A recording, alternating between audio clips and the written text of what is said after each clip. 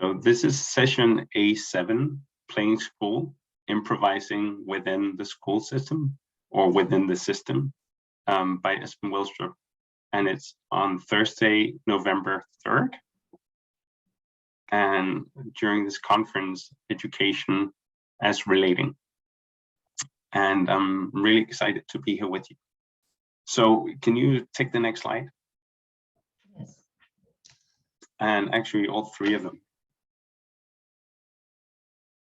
And the next one. Yeah, there you go. Perfect. So what I want to do is to kind of go through three acts.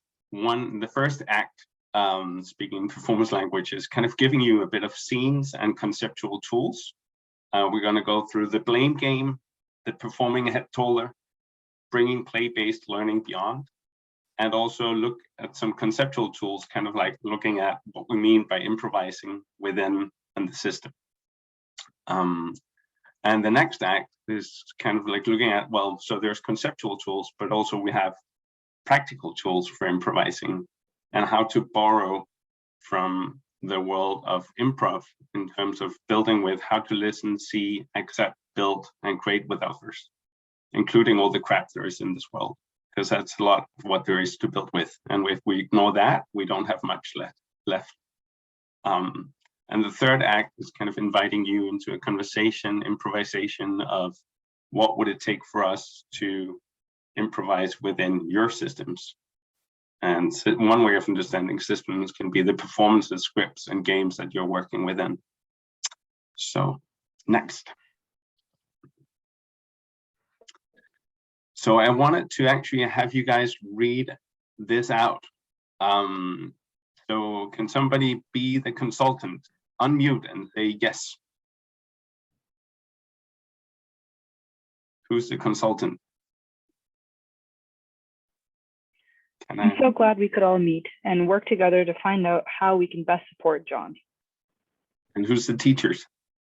Actually, let's get the role first, and then I'm gonna get back to Savita. So you're the consultant. Who's the teachers?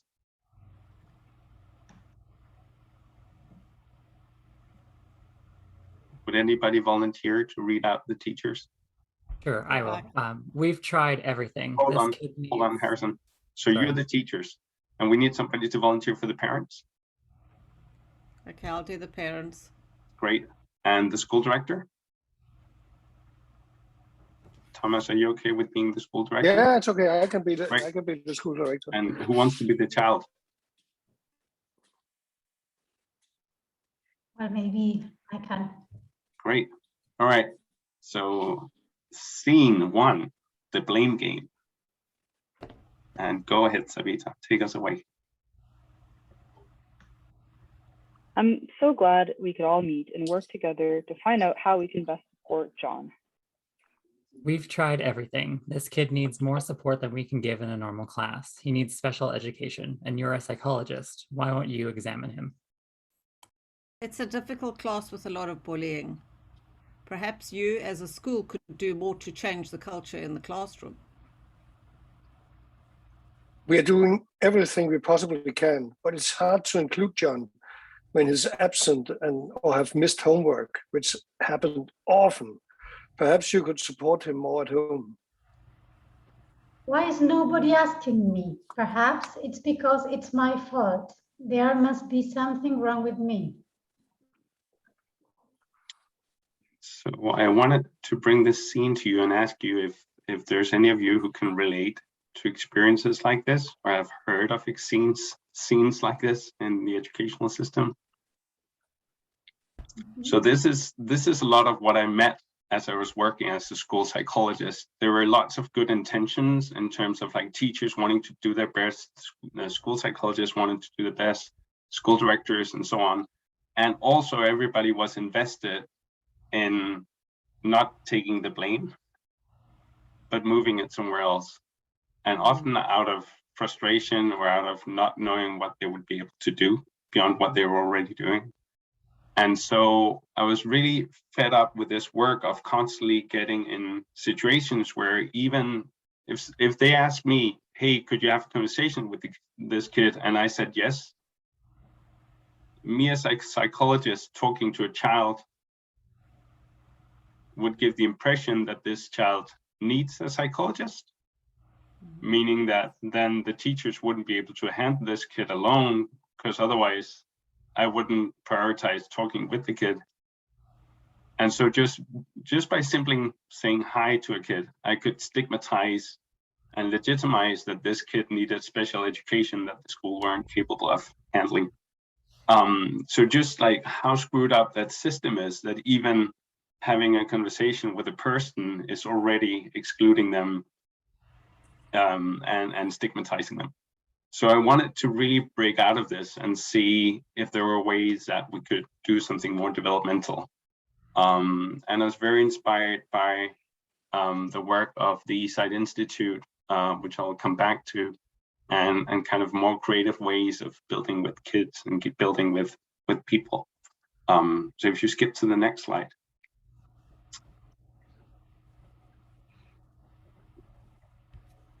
This one? So in 2015, a friend and I started a boarding school.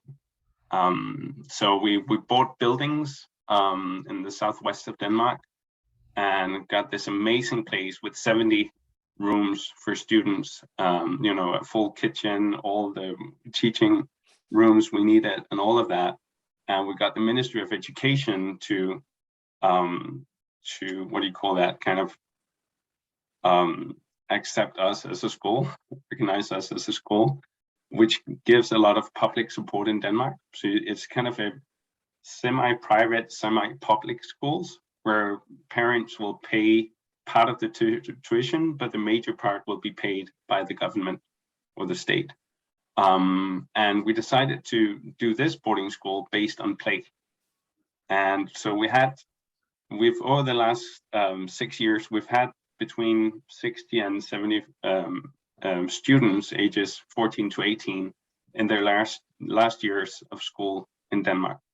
And so they're studying for their final exams, for the state exams, and we're doing the national state curriculum, but we're doing it through play, wonder, community, and development as kind of our core cornerstones, if you will. And so part of what we do is that we reorganize a lot of the teaching from being individual subjects categorized separately into these cross-disciplinary theme weeks. So every week we'll have all the afternoons be part of this cross-disciplinary work. And if you change to the next one.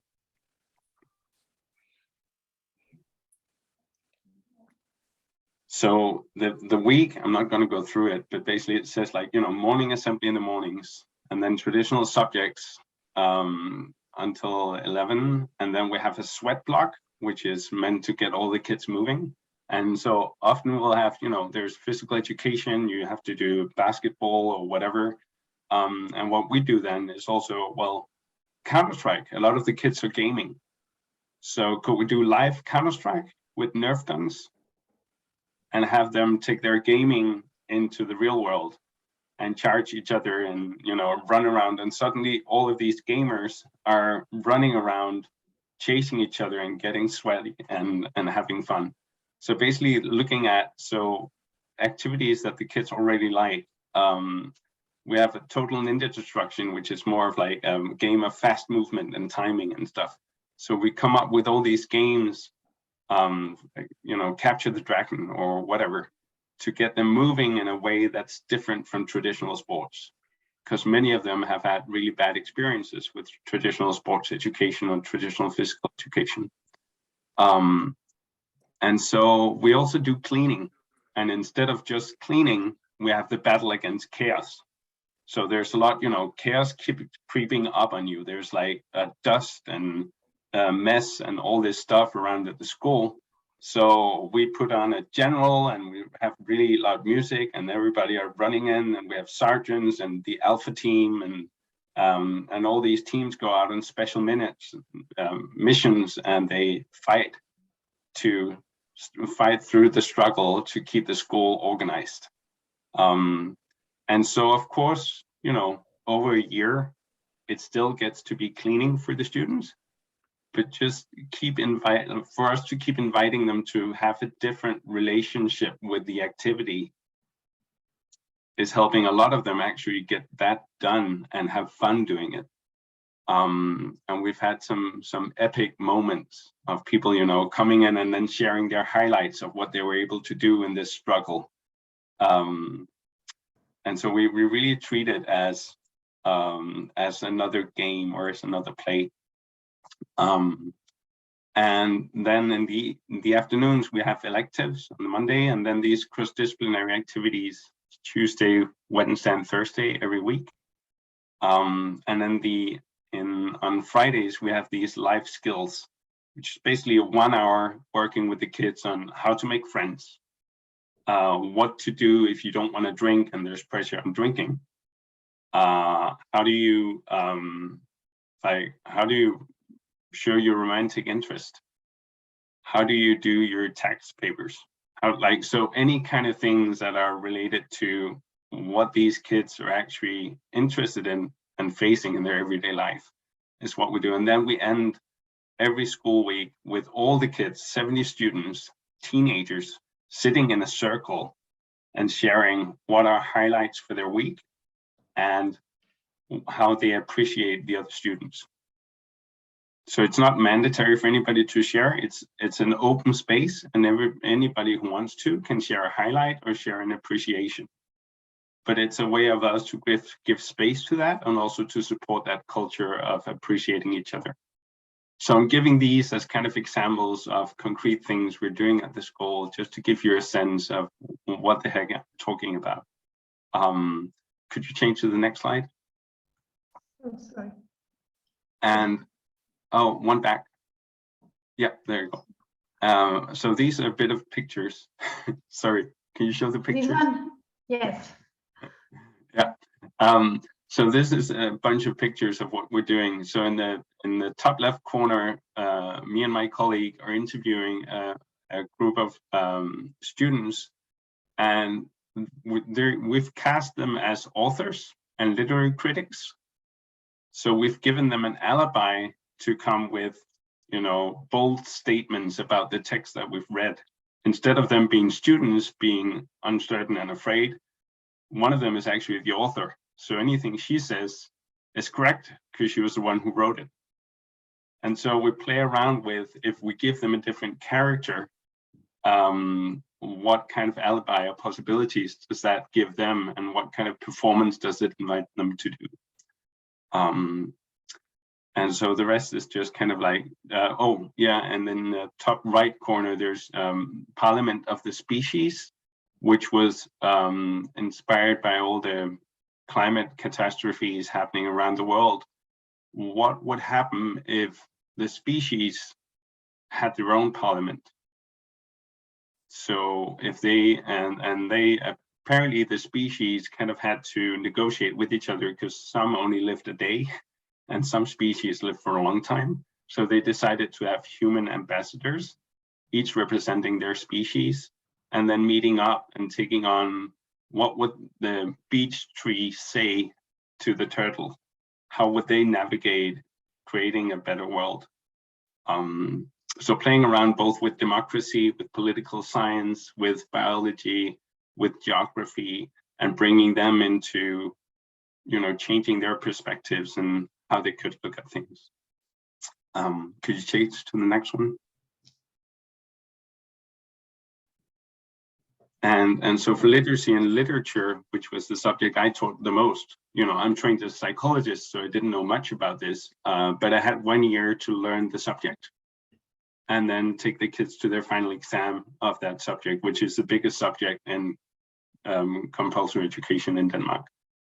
And so I didn't know a lot about how to teach kids how to read and write, but I didn't know a lot about what it takes to create learning environments and what it means to play and how playfulness can help that. So what we did was we related to the kids as authors, improvisers, storytellers. And we started out helping them see that we write everywhere. You know, there's signs on the in the road, there are we're writing text messages to each other, and so on and so forth. So this center is like focusing on, could we could we do more of like storytelling circles, or make a run where you'd actually physically run and then stop at different breaks to tell a story. So you would run the Hollywood model, or the, kind of like building up this curve of tension in a story. Yeah, can you skip to the next one? And let's see, I'm gonna skip a few. So skip, skip, skip, skip. So this is one of the things we did in one of the theme weeks. We wanted to have the kids have a look at discrimination, of human rights, of Hinduism, and of India's traditional system and kind of more modern democracy. And so what we did was we organized the entire school into 8 tribes in a hierarchical system of discrimination, and introduced them to the day. They played out the day where they would negotiate which tribes would be in which order in the hierarchy for the next year. And so we created a narrative, rules, and a culture of the game. And then we played that game, and then we debriefed it and looked at, so after we've had these experiences, how does that help you understand the caste system, or kind of the belief in fate, or what it meant for Gandhi to do the work that he did, and what are masks like? How does having mask and being anonymous, how does that impact what we can do to others and what others can do to us? And how is that related to wearing uniforms in society, for instance? So we would, play this game and then extrapolate from it and debrief it in so many different ways to engage the students in conversations based on experience rather than just didactic telling. Can you skip to where, I think skip to where it says conceptual tools? Oh, that one, actually. This one? One back. All right. So can I have somebody volunteer to be Alice?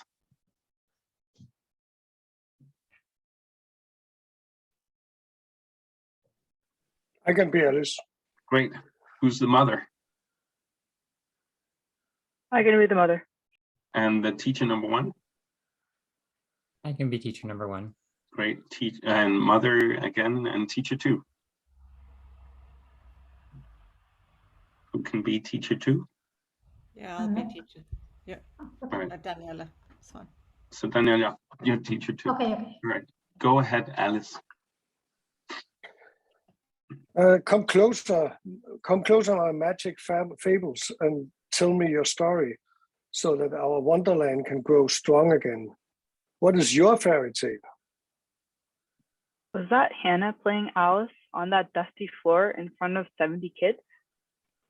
Yes, she was amazing. She really improvised with the others from the group, and she's really taken leadership during these 2 theme weeks. But she's autistic. She just left her special education class with just 4 kids, and she's diagnosed with OCD. She's not supposed to be able to do this. She's developed so much since the first weeks where she wouldn't even use her bathroom or eat the food because it was too dirty. Oh, and did you know she's now the head of our students' council? So this is an actual story of one of our kids' development. And this has been, we've had like 8 kids every year coming from special ed classes with special ed backgrounds and coming to the school. And it's, it's not like a magic quick fix. They arrive at the school and then things are different. But what happens is that they're related to in a very different way than they're used to. And there, so for this girl, she forgot that she was afraid of the dirt, and that she didn't like improvising with people because she loved these people, but most of all, she loved narratives. She loved characters, and her character could improvise. And so suddenly she was improvising with the other kids, and they were relating to her both as who she were, Hannah, but also as Alice in Wonderland. And that allowed her to become Alice in Wonderland. Does that make sense? So that's kind of one of the magical things that I wanted to share with you. So if you can skip to the next slide. This notion of when you perform, you're both who you are and you're also who you're not. And others relate to you as both who you are and who you're becoming. And as we grow older, people tend to relate to us just as who we are. You know, acting and performing is for professional improvisers. And we learn in our families and in our classrooms and everywhere else in our workplace to keep each other in check in our roles and routines and our expectations. And it gets hard to break out and do something different. And so play and performance gives us that both alibi, but also it's a very unique human capability. Like there's very few beavers that do Shakespeare. And so I think, and we at the Institut think it's an incredibly underestimated potential for human growth and underestimated aspect of what it means to be human, that we are capable of creating who we are through performing who we're not. And so one way of seeing it as kids, they perform as speakers by creatively imitating others. So they'll speak by saying, or, and we don't say, hold on, I didn't get that. What do you mean? Could you repeat? Could you use some other words? I have a grammar book for you, or let me teach you what it is like to speak, how to do this. Instead, we speak with them as if they're speaking in a way that's comprehensible for us. We say, oh, you want the bottle, or I see you're hungry, or, yeah, that was amazing, wasn't it? And we relate to them both as non-speakers. We don't, expect more of them than what they're able to in one way. And then in the other way, we relate to them as being capable of understanding what we're saying and of making sense. And so they grow to become speakers and become performers of language through performing it. And I would make the case that that's also how they learn to bike. That's how they learn to dance. That's how they learn to draw, by performing as if they can do these things without knowing how to do it and before knowing how to do it. Whereas in education, we tend to teach so that you know how to do things before you do it. So let's see if we could flip it around, and that instead of having schools look at other schools to learn more about education, what if we started looking more at how kids learn and develop before they get into school and institutionalized learning? And I think that would revolutionize how we think about education and how we perform it.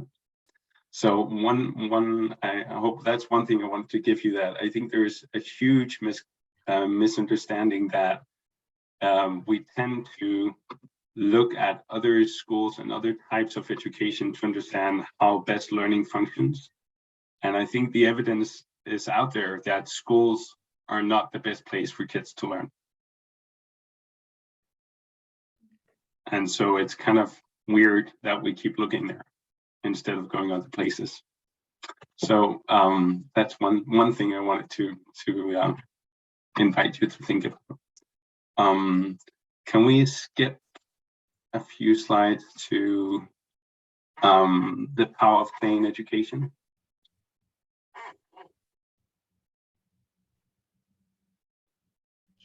Yeah. So what play does in performance is that it requires to create new performances of ourselves. So we can't just stay the way we are, because suddenly we're on a pirate ship and we have to act different, or we're in a play, or we're the mother giving birth, or whatever. and so it requires us, not just invites us, but requires us to create new performances of ourselves, to relate to each other as both who we are not and who we're becoming. And also this amazing ability of play that keeps us actively creating and reorganizing our environments. Hey, could that chair, could that be a stage, or could it be a throne, or could it be an automobile, or could it be a plane, or could it be a transmogriff that's going to send you to a different world, or whatever. So that way of looking at the world, to me, is very related to the power of relationships and relating in education, and also the power of social construction, but also material social construction, like physically reorganizing the environments and seeing what's possible. Yeah, can you take the next one? So now I shared a bit.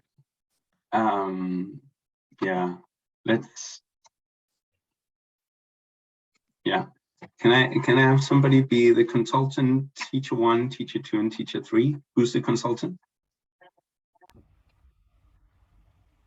I can be consultant.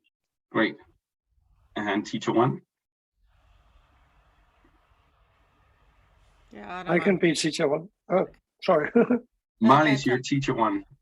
And Thomas, can you be teacher 2? And Harrison, can you be teacher 3? Sure. All right, go ahead, consultant. Yeah, that's okay. Now I shared a bit about how we bring play into our teaching at EPUS. How could you bring play into your own teaching? Frankly, I want them to work more, not play more. They already struggle to concentrate, and we need to prepare them for the tests, not just for their sake, but also to keep our jobs.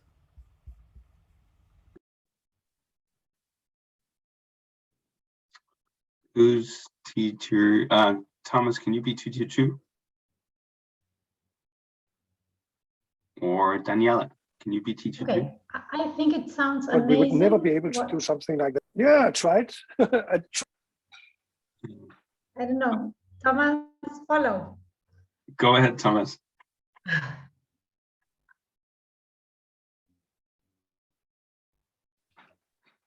All right, go ahead, Daniela. Am I teacher 2 or 3? I think that's... Your sound Okay. keeps jumping out, Thomas. So I think we're going to go with Daniela. Okay, so teacher 2. I think it sounds amazing what you do, but we would never be able to do something like that here. Yeah, it's impossible with the rules, our working schedule, and the resources we have at our school. So when I go out as a consultant working with schools, I have an individual consulting firm, so self-employed, and I've been working with both schools in higher education and primary schools and elementary schools. And what I get a lot is kind of like, wow, that's amazing. We would never be able to do this here. And all these reasons for why that's not possible. And so if you change to the next slide, I think when people talk about, when I get these complaints, people talk as if they're not already doing what I'm asking them to do. And they are doing it, they're doing it throughout their day. They're improvising with the things that come up. They're setting rules and cultures in their classrooms and in the school. And they're performing differently as a teacher than they are when they're with their spouse at home or when they're with the kids at home. So they take on a role within a system, they create a culture, and they improvise with conversations that are happening. So the point being that when people say it's not possible for us to do this, my argument would be, you're already doing it, and it would not be possible for you to do school without improvising within the school system.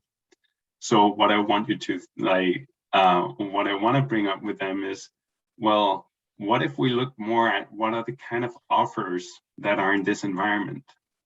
what are the kind of rules that are there and what are the performances going on? Because if you look at yourself and your relationship with the kids as performances, if you start to see what's going on in the classroom as scenes, then scenes are not about what's true or false or what's right or wrong. They're, malleable and they're open to be improvised with. Rules of the system are things that are created. Everything except for nature before humans have been shaped and social constructed with humans. So all these rules are stuff that we've created as well, and you can improvise both within them, but you can also improvise with them and play with them. So at the school, we did this whole thing about hacking the exams, where we trained them how to do better at the exams without getting better in their subjects. Because you can be good at your subject and be bad at the exam. So it's different skills. And of course, training your academic skills is helping you do better at the tests, but training your test skills is also going to help you be better at the test. And so we wanted to make sure that we leveled the playing fields for the students so that kids who didn't have any sense of how you did well at the test actually got explicit training in that. And we talked about it as kind of, being in the Matrix based on that 1990s movie, and having to kind of bend and bridge the rules. So for me, all of society is a game or a structure that we've co-created. And we tend to see it as it is, but it's also history. It's the collective improvisation as human beings, what we've put into being over the last 100,000 years and more. And when we see it as such, things that are created, we can relate to it as games and performance. Instead of products, we can relate to it as activity and process. And we can work to accept what is and create with it. And and so one way of thinking about this is that we human beings, we're social beings, we're performers, improvisers, and we're revolutionaries. We are both determined by our circumstances, and we're also co-creators of those very circumstances. And that's so powerful to keep in mind as we work both with kids and older people.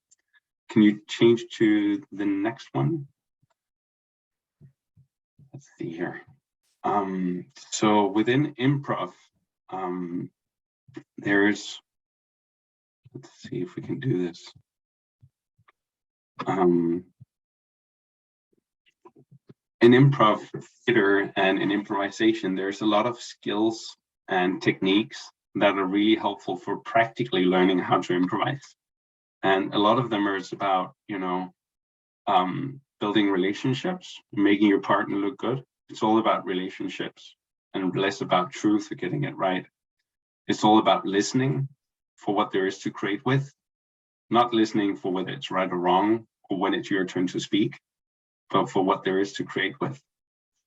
And it's all about accepting what there is, because the more you accept, the more tools and resources you have to build with. So when kids are fighting in your classroom, that's a scene you can improvise with. So there's nothing you can't improvise with if you relate to it as such. But often we ignore the stuff we don't want to have, and we tend to see it as things that we can't build with: pain, humiliation, and so on.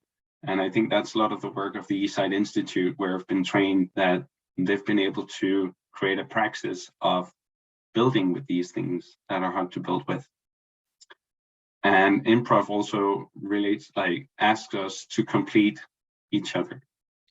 And so what I want to do now is just for us to create a story. It's going to take probably 1 minute or so. And I need Daniela, could you be number 1? Well, actually number 2. And Harrison number 3. And Molly's number 4. And Savita number 5. All right. And Thomas, you're still there? So you're number 6. I hope so. Yes, you are. we hear you loud and clear. So you're number 6. Okay. And so Daniela, you go after me, and after Daniela, it's Harrison, and after Harrison, it's Marlies, and Savita, you go after Marlies, and Thomas, you go after Savita. All right? Let's try this out. So each of you get one word to add to this story. You only have one word. And I want to see if we can try not to be original and come up with things, but just say the next word in the sentence. And then we'll take a few sentences. So once is the first word. Okay. Once, sorry, shall I just add the word or repeat yours? Just add one word to the sentence. As. Once as. Once as, is that the second Yep. word? Yep. Once as Once as a Frog. frog. Once as a frog jumped.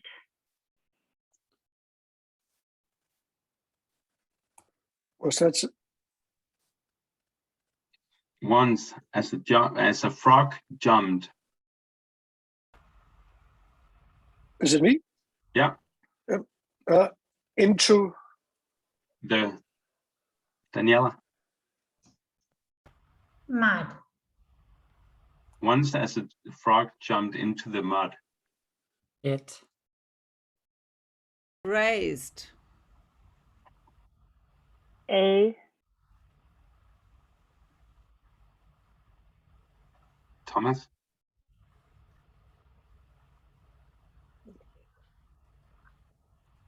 a big Head. Can you hear me? Yeah. Uh, Once as a frog jumped into the pond, it raised a big head.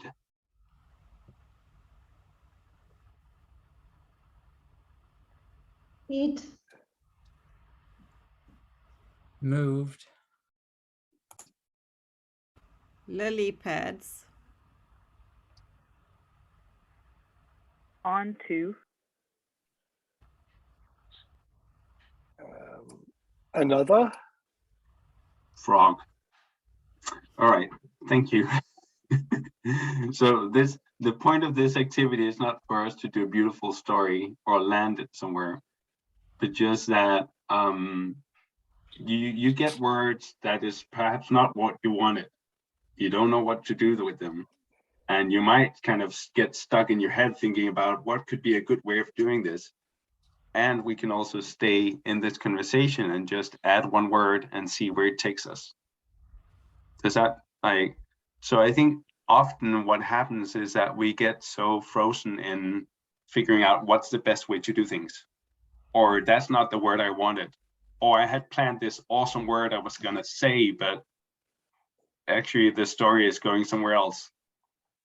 And then what tend to happen is that we, in conversations with friends, family, spouses, and so on, try to steer it our way anyway. And especially I think that happens in teaching, that we don't take on what's actually there and build with. So this is just like a tiny example of what it would require from us to stick with the relationship rather than with the beauty of the story, to stick with the listening rather than the judging, to stick with the accepting rather than, I wanted to have something else rather, and then completing. Like neither of us were telling a story about a frog in a pond with a big head that climbed onto, like we co-created that together. And when you do stuff like this, you can do it in, stories and theater. You could do it in asking the kids, what do you want to do together? How do you want to do this? And often what you're discovering is that it takes you beyond what you thought would be possible. All right, so let's skip to the, there's one called Resources for Relational Activists.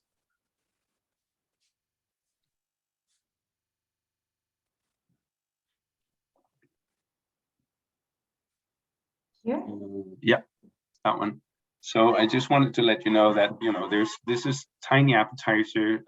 We had a bit of stuff at the beginning, struggling to get started. And I just wanted to let you know that if you want to look more into different resources, there's lots of stuff on improv and improv training. And there's the whole applied improv kind of like community and so on. And a lot of that is very focused on kind of skills learning and instrumental. You teach this to get there, but it also holds a lot of secrets to actually improvising and co-creating and being open-ended without having it to be instrumental about learning a particular something. So there's a lot of good stuff there. There's the TEOS community that we're now engaging with. There's the Performing the Well community, the Play, Perform, Learn, Grow, 2 conferences that also have worldwide networks of people, creative activists working to transform education, healthcare, and so on. The kind of this ideas of performing head taller and creating spaces and activities where the kids can be related to as both who they're and who they're not and who they're becoming is based on social therapeutics, which is developed by Institut. And I just would encourage you to look into that if you're interested. And I've put on some books that might be helpful too. This session is going to be recorded, so you can, look back at the slides later on. Yeah. And can we take the, let's see, go one back.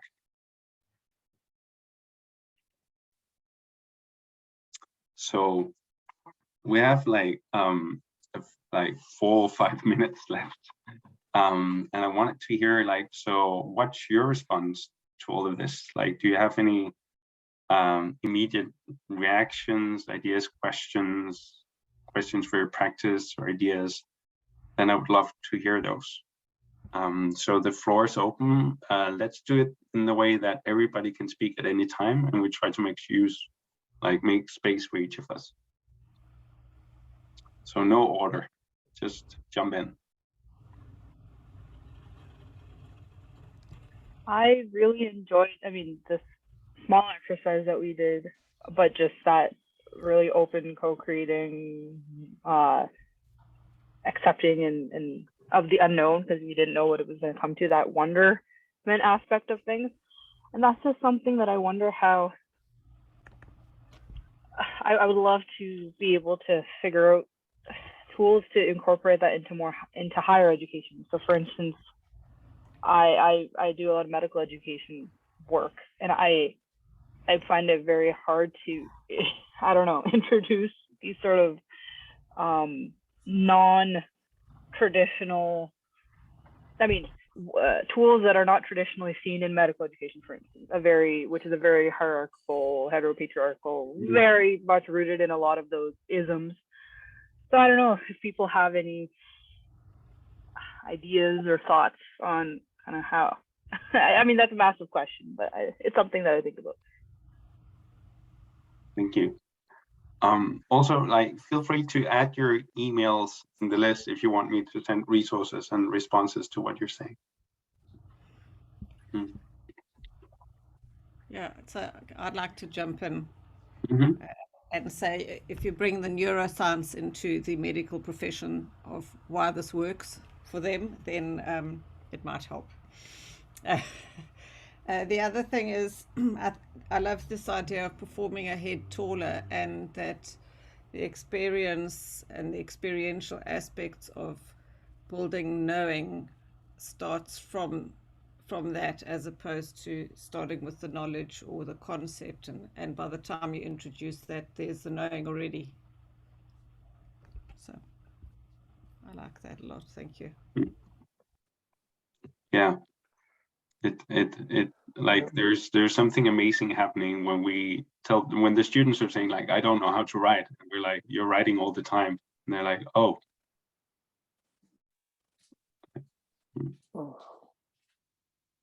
I liked very much the very, very first story about the blame game. I know it. I've seen it so much that it's true. That's what happens.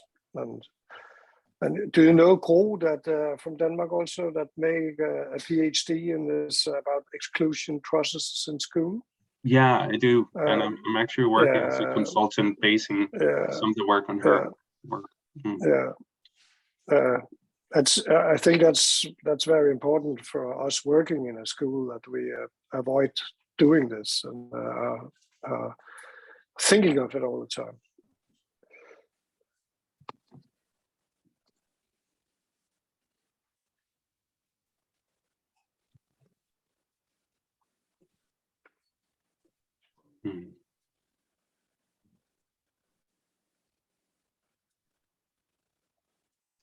I'd like to thank you a lot because the way you organize this information, this presentation, makes me think some like new things about me as a mother, growing up my children, and as a faculty, and I don't know, I have many thoughts at this time. Maybe then I can write a bit more. But just the main thing is to thank you a lot.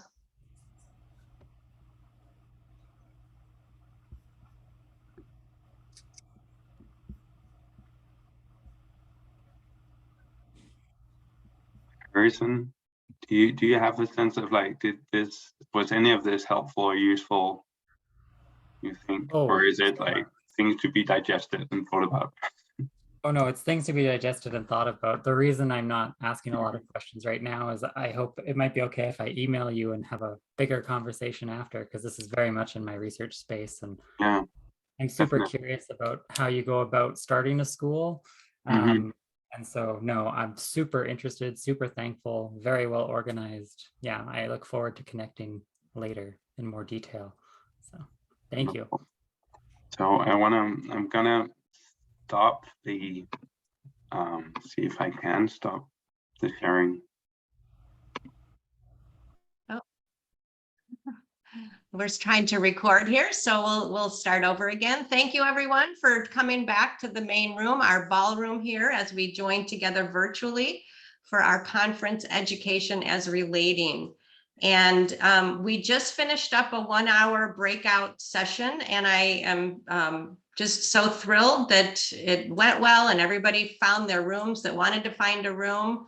And hopefully your time together was fruitful and energizing and insightful as we continue our conversations on education as relating.